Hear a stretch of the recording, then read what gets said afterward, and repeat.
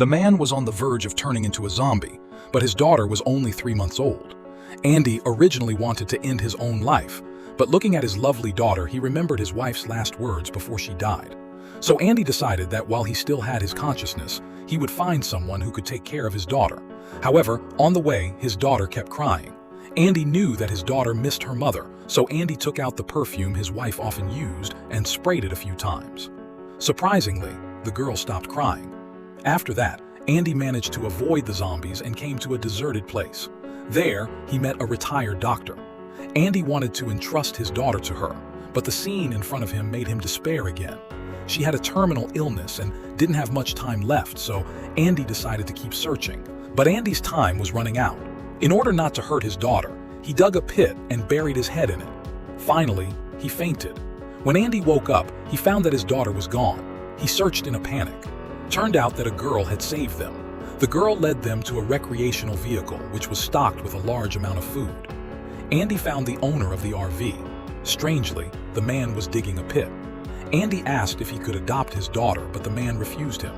Turned out that he had also been bitten. He decided to take his family and leave this desperate world. After that, Andy picked up the gun. He also wanted to find relief in this way, but at that moment, his daughter actually spoke. This was the first time his daughter called him Dad. Andy decided to accompany his daughter until the last moment, but he could no longer control his craving for blood. Andy kissed his daughter for the last time and then walked aside alone and collapsed to the ground. Looking at the rotten meat on the ground and the stick in the girl's hand, Andy came up with a good idea.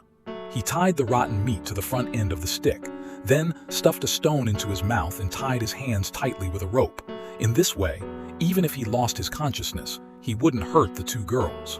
Then, he carried the two girls and continued on his way. This was the last thing he could do for his daughter.